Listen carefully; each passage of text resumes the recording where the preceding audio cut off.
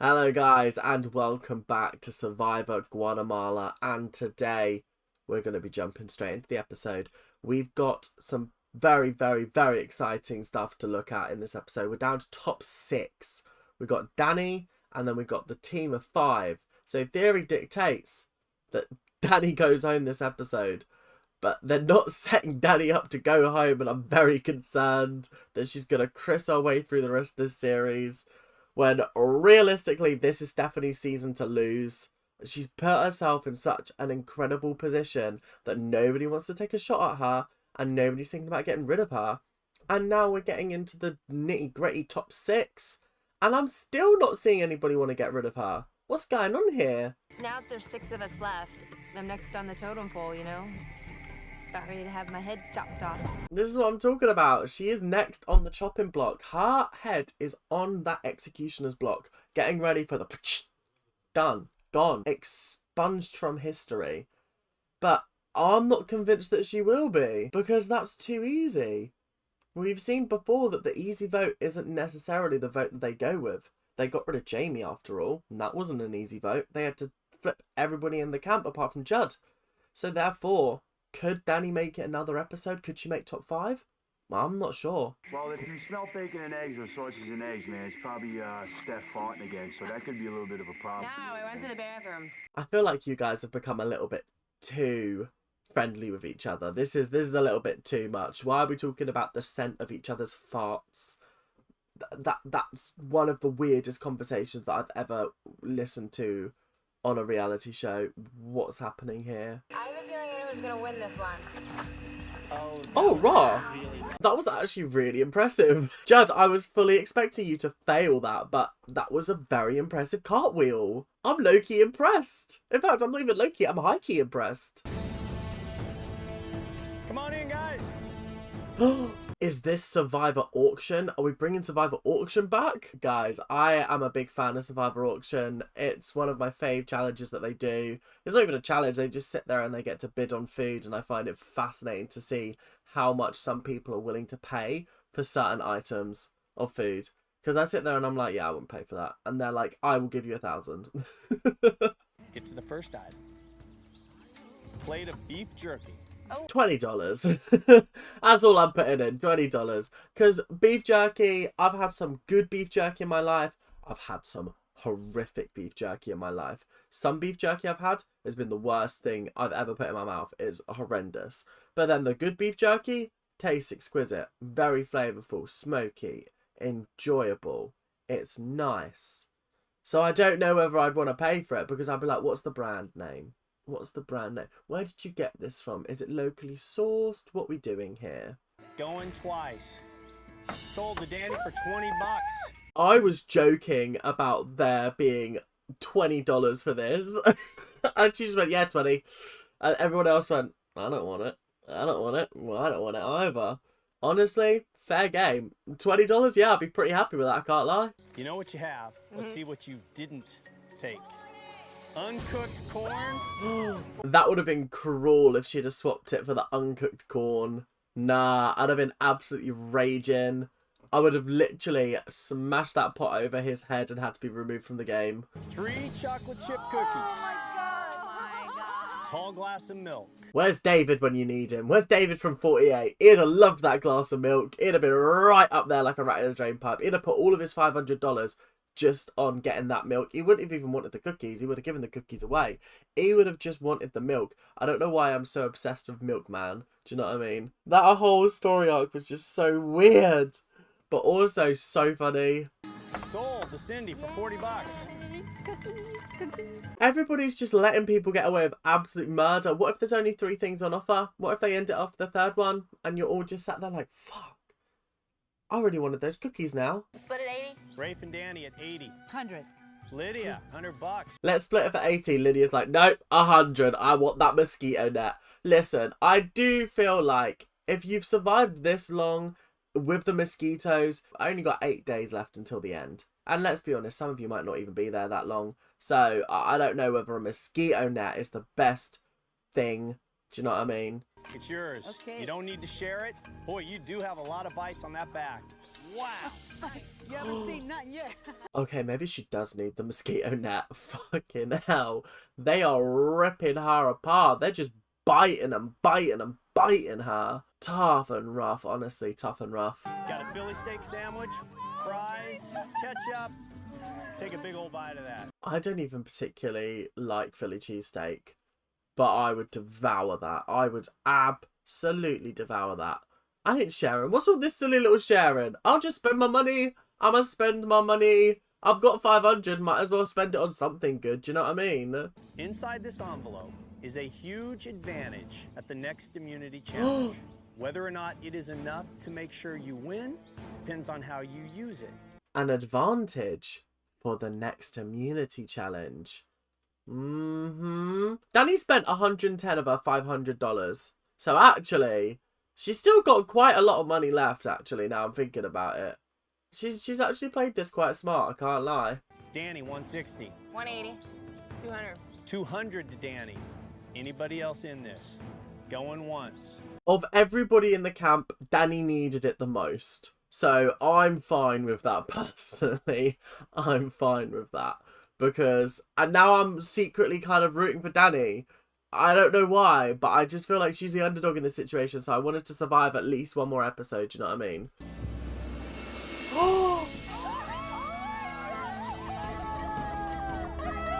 They are not about to bid on it. Which family member gets to spend the night with them. No, surely not. Ah, oh, that's so fucked. That's so crazy. But also, I'm here for the drama. I'm here for the drama, guys. I'm here for the drama. Lydia, this is the first time in 2 years you've seen Joseph. How's he look?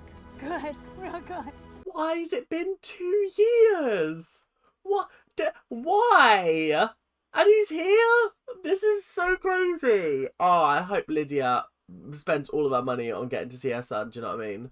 Lydia with 100. 130. 130. 140. Cindy, 140. 300. Rafe goes to 300. You didn't need to jump that high, bro. You didn't need to. We were only on 140 and you jumped all the way to 300.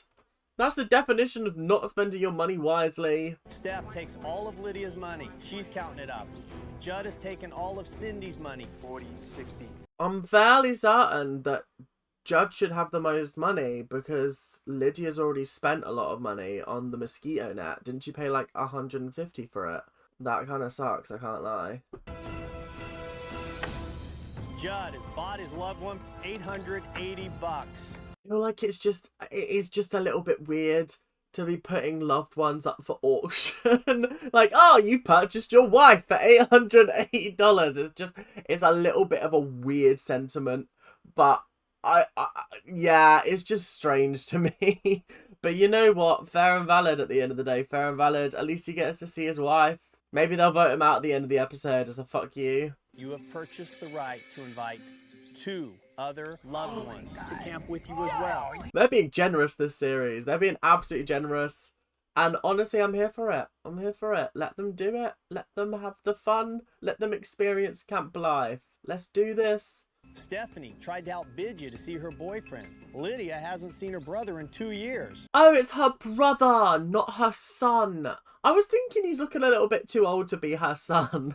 That makes so much more sense. Oh, okay, that makes a lot more sense. Right, okay. Michael, give her a hug.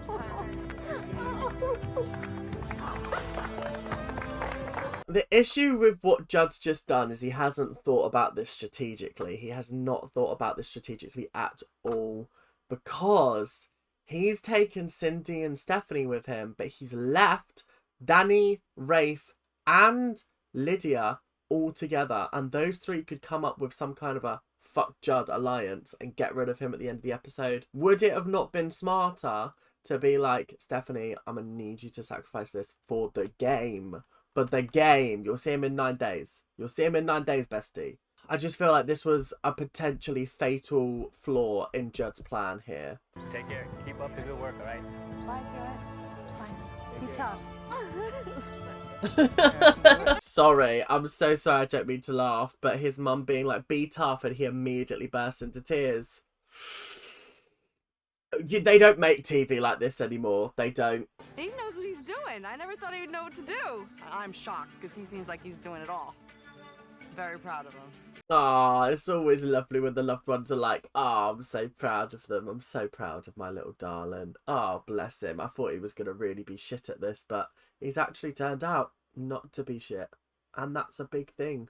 The only person I really feel like I can trust now is Rafe. I think he knows that I'm important to have around for him because that alliance is going to start wanting to vote somebody out, and they have to see Rafe as a threat.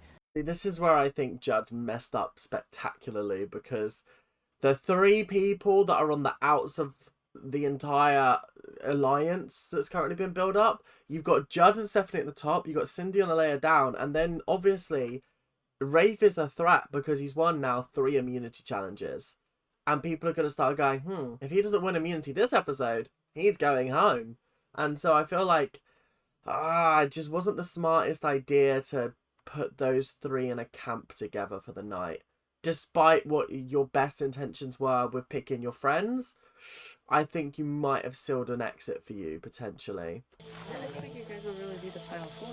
And Judd and I spoke a long time ago about pregnancy, so sure, he would be proud. I'm concerned because nobody seems to be getting like a clear, definitive, ooh, this person's going home edit. But they are mentioning a lot that like, oh, this is a tight final 4. This is a tight final 4. Oh, this is a tight final 4. Oh, we're going to make it to the final 4. So I am wondering whether someone in the final 4 is going home in this episode. It would be a very, very unique and interesting turn of events. Especially at 6. 6 is not the time to be pulling these moves because there is no clear majority. When you're at 6, it can easily turn into a stalemate if you don't have the numbers on your side. It was hard, but I'm glad she was here to see it, and she wished me lots of luck, and she knows I can do it, man, and I'm gonna do it. You see, this is so much more impactful than watching the stupid, oh, I'm gonna read a letter from home. Like, I don't care for letters from home. I really don't, guys. But visit from home in this kind of scenario, I'm absolutely fine with. I think it's actually a really good confidence boost for the last couple of days. How far do you want to get to the final 2? Just as far as you do. Are you having plans? What are we playing here? What are we doing? What's going on here? Do you wanna explain yourself? Why are we talking to Judd, of all people, about this? Okay, I see you. Tell you what, I was the last one to find out. And I was shocked that they didn't tell you. I know who the mastermind behind that was. And you know what? If I was to say something, I'm screwed. This is a fascinating conversation between Lydia and Judd, talking indirectly about Stephanie being the mastermind of this entire operation. Now, you'll recall at the start of the episode, I went, not a single person is gunning for her right now. Is Stephanie going to be the shocking 6th place? Who knows? I'm very, very surprised that Lydia and Judd are having this conversation because I was under the impression they fucking hated each other. As you all move around the board, there will be fewer and fewer white tiles to flip over. At some point, you'll run out of tiles to step onto. Okay, so we've seen this kind of challenge before. Don't ask me when. I'm sure in All Stars they did something like this with the family and they got the families play this kind of game, but they've done it before that. I just can't remember exactly what season it was in. But what kind of advantage is Danny gonna have in this game? Is it gonna be like, for the first couple of steps you won't have to flip over onto a red? Like, I'm not sure what the advantage here is going to be. You can trade spots with any player, one time. If you understand how to play this game, that is a huge advantage. I thought they meant at the start, I was like, what the fuck's that going to do? I don't understand all this drawing for spots. The chessboard is identical, so it doesn't matter where you get placed, do you know what I mean? It always winds me up when it's like, let's draw for positions when they're all identical. I'm like, what is the point? Like, actually, what's the point? We're wasting time here. But getting to switch with somebody during the game, that's big. If Danny doesn't win this, then she's fumbled this immunity so badly. Cindy, surrounded by a sea of red, no more tiles to flip over. Cindy can't move, she's the first one out of the game. Cindy, you tried something there. You tried. You went all the way up to the spinning platform. You went round to try and block Danny off. Danny went the other way and Lydia went, you know what? screw you. You're out the game, Cindy. I'm gonna switch with Steph. Danny uses her immunity advantage. Steph doesn't like it. Danny, Steph, switch positions. Tough for Stephanie. Tough for Stephanie. Great move from Danny. Great move. Grade A move. Honestly, I am super, super impressed with Danny. I wasn't expecting this. I really, really wasn't. And she's blown me out of the water. And with that, Steph has only one move left to make. Raw. Steph is out. Danny wins immunity. Well deserved. Honestly, the switch was made at the right time. It was perfect. The fact that there was literally one space in it between the two of them just proves how crazy and chaotic this game can go from like 0 to 100. And there were still so many places left on the board. People just weren't strategic with how they were moving. I don't know why. I think only one person ended up spinning the entire game, and it was Cindy, and she was out first. So maybe the spin function was not the plan here. He was mad about the Jamie situation. Still, he felt betrayed. Looks like you don't think I don't know who's in control. Annie, she's got her wand out. She's waving it around. She's going bibbity bobbity bud. You shall vote out Judd. That's what I'm hearing right now. That's what I'm hearing in her little fairy godmother voice. Like, ooh, this is what we should do tonight. He's already made it clear that he's playing this game and he'll do anything to win. And he's already been caught in quite a few lies. And Danny really hasn't lied at all. If you're gonna lie in this game, make sure those lies cannot be uncovered by anything but the magic of the editing room, okay? If you get exposed in this game for lying, no motherfucker's gonna trust you. No one's gonna want to be on your team. No one's gonna want to know you. Danny, she's not lied throughout this game. She's been on the back foot. She's had no reason to lie. And now Stephanie's thinking, well, hang on a minute. This woman's quite trustworthy. Maybe I should stick with her instead of sticking with this lying, cheating dog up there. Maybe that's a little bit of food for thought. I don't know. We were saying if he goes tonight, then we would want Lydia to go next, and then we would go to the 4. Yeah. I find this so funny because it's all about, oh, the final 4. The final 4. Let's replace Judd and get Daddy in. It's like, what? What's going on here? What is actually going on here? What are we doing? Because didn't we spend the entire first half of this episode being like, yeah, the final 4 is so strong. Final 4 is so strong. It's absolutely mental how short people's memories are. Because Stephanie, you were literally like, oh, I'm so indebted to Judd because he let me see my boyfriend. And now you're like, yeah, let's vote his ass off. Honestly, crazy how short people's memories are. I would appreciate it if you didn't vote for me. Hey. You asked me first up there. Okay. You said if I need your vote, you'll give it to me. Okay, well, we've been put in a very difficult position here because they need Lydia's vote in order to vote Judd's ass out of here. Oh, this is a little bit awkward and a little bit wild. Uh-oh, uh-oh, uh-oh. It was really special and really awesome because now he can really understand what we've all been going through. And he was just like, this sucks.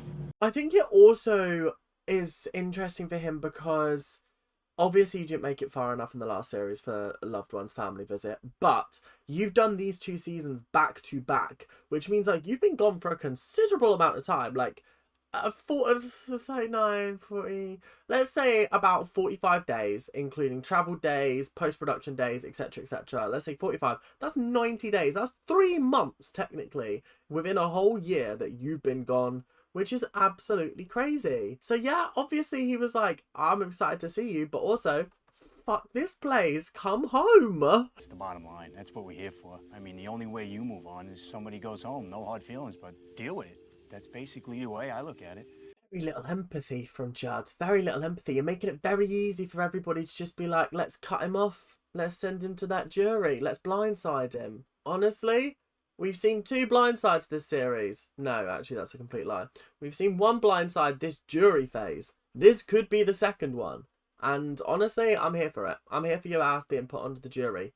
How many men is that in a row that have been voted off? Is it 5, including Judd, if he goes? That's mental. Has there ever been that kind of a run before? You always say we're a bunch of squirrels trying to get in that. Well, sorry I had to write your name down, but I had to do what I had to do today. The thing with this whole Danny situation, this move could if she makes it somehow to the top 2, this move could win her the game. Because how did she manage to flip Stephanie, Rafe, potentially Cindy, all into voting out Judd? That would be a big move for her. And honestly, I feel like they're playing this down. They should have been amping this up a little bit, which makes me think that maybe she doesn't make top 2. But this was such a big move from Danny. I'm very impressed. 13th person voted out of Survivor Guatemala. Judd. Thanks, guys. Hope you guys all get bit by a freaking crocodile.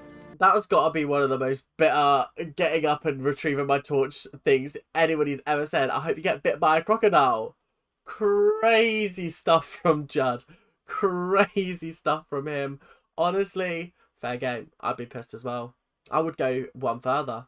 I hope you get eaten by the crocodile. Not just bit, eaten, devoured, digested.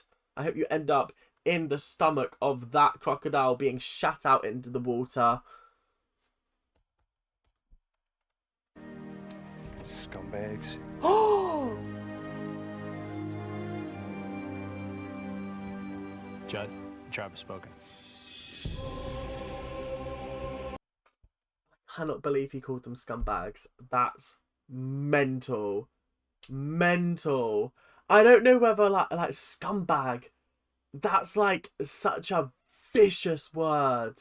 That's craziness. I was pissed on, pissed off, lied to, betrayed. It doesn't feel good being blindsided, and it sucks being lied to, man, because one thing I didn't do was lie to anybody, man. But Judd, you literally got exposed at the last tribal council for lying to people about where the immunity idol was. So pipe down about your whole I never lied to anybody. You were literally lying to everybody. Bro is going to be a bitter jury member, I can already tell. But that is all we've got time for today. Wow, what an episode. I genuinely have been loving this series of Guatemala. Is it as good as some of the other series I've seen? I think it's a lot more entertaining than Palau, if I'm being 100% honest. Like, Palau was not a great series.